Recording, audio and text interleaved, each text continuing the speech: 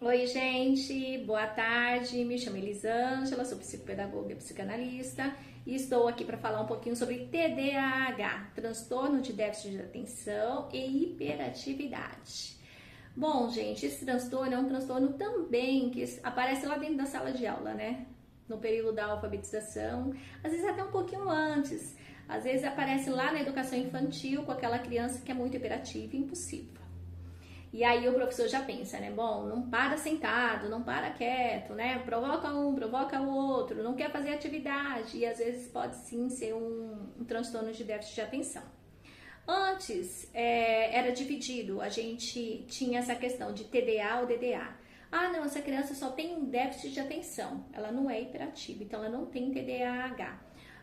Agora não, gente, já de um tempo para cá, o DDA, o TDA, ele está dentro do transtorno do déficit de atenção e hiperatividade, né?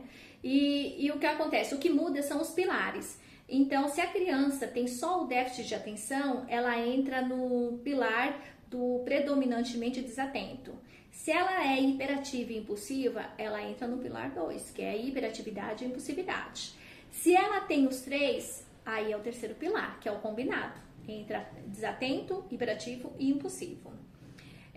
Mesmo tendo esses pilares, a gente tem níveis dentro do TDAH, que é leve, moderado e severo. Às vezes só o leve consegue trabalhar em terapia, modelando o comportamento dessa criança, trazendo o hiperfoco dela, que é onde ela tem, para onde existem as lacunas, e vai trabalhando.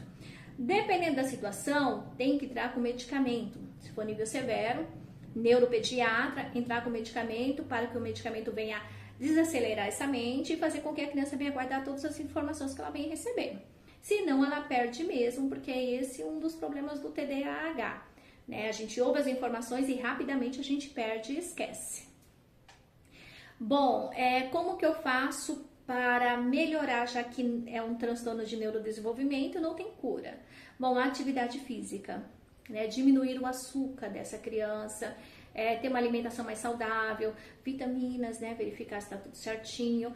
Para adultos, eu penso sempre na questão de suplemento alimentar. Eu tomo GABA, magnésio, vitamina B12, são suplementos que auxiliam na parte cognitiva. Exercício, então eu não gosto de academia, mas eu preciso malhar, porque é uma coisa que vai me ajudar, vai desenvolver a dopamina, e a dopamina vai ajudar no TDAH, porque o TDAH também é uma baixa dopamina no cérebro, o hormônio da dopamina, que interfere logo nessa parte central, né, que é o córtex pré-frontal. Então, essa parte é a parte onde está armazenada a nossa memória de trabalho, as funções cognitivas, funções executivas, emoções. Então oscila muito as nossas emoções no TDAH por conta da baixa dopamina. Então, essas atividades, corrida, né, que eu adoro correr, a atividade física vai ajudar. Essas atividades desenvolvem, aumenta a dopamina. Se existe uma falta, vai ser bom, né? E os suplementos, e lógico, terapeuta, porque o terapeuta vai organizar essa criança, ou até esse adolescente, o adulto também, porque a pessoa que tem o TDAH, às vezes se você chegar na casa é uma bagunça total, né? O quarto perde as coisas, não consegue encontrar, a criança perde material todos os dias. Você chega no quarto do adolescente, você abre o guarda-roupa, cai tudo em cima de você, e aí você vê que é uma desorganização mental que reflete ali no externo também. Então, terapeuta, cuidar da alimentação, atividade física, são situações que auxiliam dentro do TDAH, do transtorno. Bom, eu descobri o transtorno em 2012, quando eu fui estudar psicopedagogia institucional, há 12 anos atrás. E quando eu descobri o transtorno, eu falo que o diagnóstico ele é muito libertador. Tirou de mim uma culpa, eu carregava uma culpa imensa, porque a criança ela não consegue acompanhar, né? Principalmente que eu tenho a questão de desatenta, impulsiva e hiperativa. E tem quem olha pra mim e pensa assim, nossa, mas você é tão calma. Calma nada, gente, você não tem ideia como a minha cabeça funciona. Na verdade, é 1000 informações. Se você tá conversando comigo, falar sobre o sapato, eu vou falar que eu quero um sapato rosa, que eu vi um sapato no shopping, que meu sapato furou, que meu sapato tá machucando meu pé, eu vou entrar em vários assuntos e você vai ficar pensando, poxa, mas eu só falei isso? Por que ela tá falando tudo isso daí? mas é por conta da mente de quem tem o transtorno. Ela não fica focada aqui, ela vem muitas informações de uma vez só.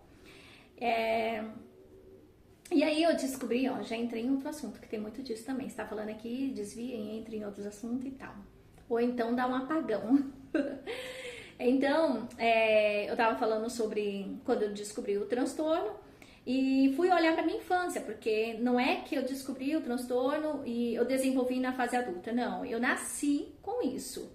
Eu só não entendia e naquela época não havia diagnóstico, mas eu tinha todas as características e comportamentos. Então, assim, na infância, eu esquecia muito das coisas. Minha mãe falava comigo e automaticamente já esquecia o que ela tinha falado. Eu perdia muito rápido. E lógico que ela ficava virada, porque ela tinha acabado de pedir e eu esquecia. Ela falava, vai no mercado. Eu chegava no mercado e já não sabia o que tinha que comprar, eu tinha que voltar. E lógico, um beliscão e volta de novo no mercado, né? E era assim, até que um dia, eu lembro, eu sempre conto, minha mãe falou pra ir ao mercado comprar pó de café e açúcar. E eu, criança, fui no caminho, pó de café e açúcar, né? Porque eu precisava lembrar e tal. E cheguei no mercado toda feliz, porque eu cheguei no mercado lembrando do pó de café e do açúcar. Comprei e fui pra casa, e ao chegar em casa, minha mãe falou, cadê o troco? Eu falei, meu Deus do céu, esqueci de pagar. Então, eu fiquei feliz porque eu tinha lembrado do pó de café e do açúcar, porém, viajando com a alegria de ter lembrado, esqueci de pagar, fui pra casa com a mercadoria na mão, sem sacola, sem passar pelo caixa, e tive que voltar lá pra pagar.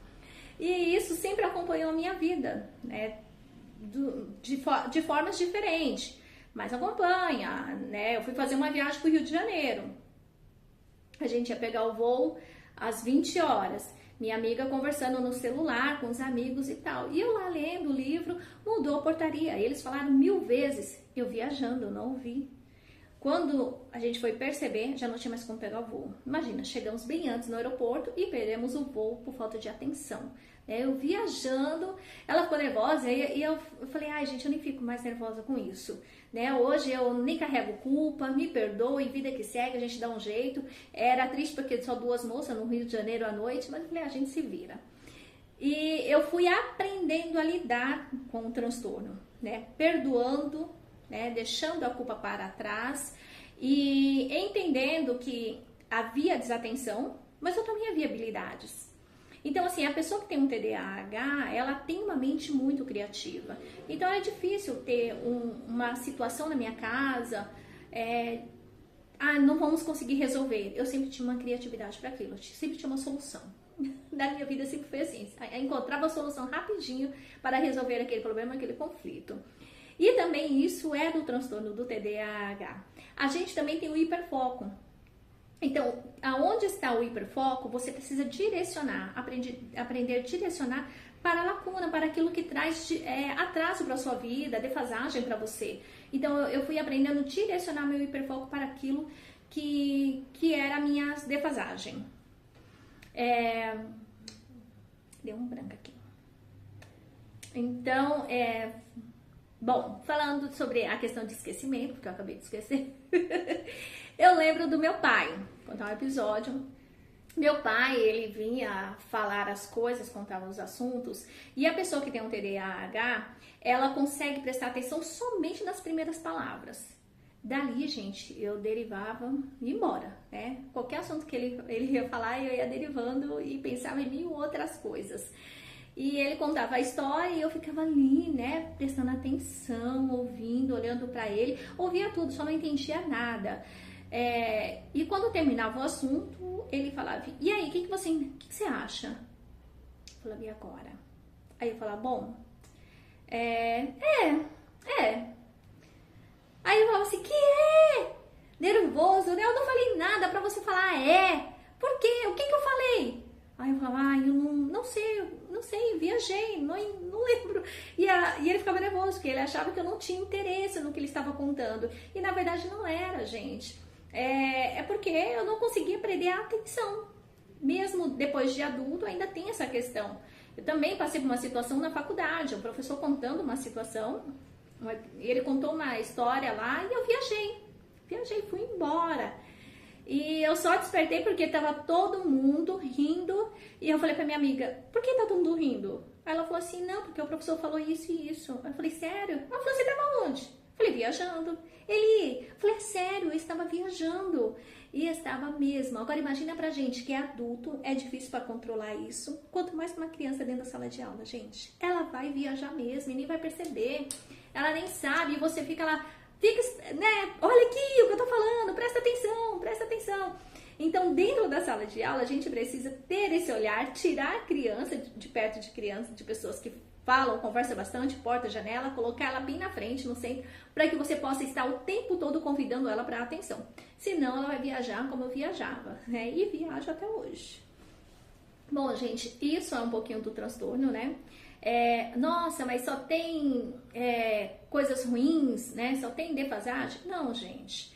Isso não impediu de eu fazer nada, né? Muito pelo contrário, eu acho que sempre me impulsionou a melhorar, sempre eu encarei isso como desafio e eu preciso superar, né? E entendo como superação mesmo, porque hoje eu estou na minha segunda graduação, fiz 8 especializações. No consultório eu gosto de fazer o que eu faço, né? E os pais, eles aprovam o meu trabalho. Então, assim, não há limites. Não é porque existe um transtorno que eu não vou ser isso, ou eu não vou conseguir conquistar aquilo que eu desejo. Não, nada disso.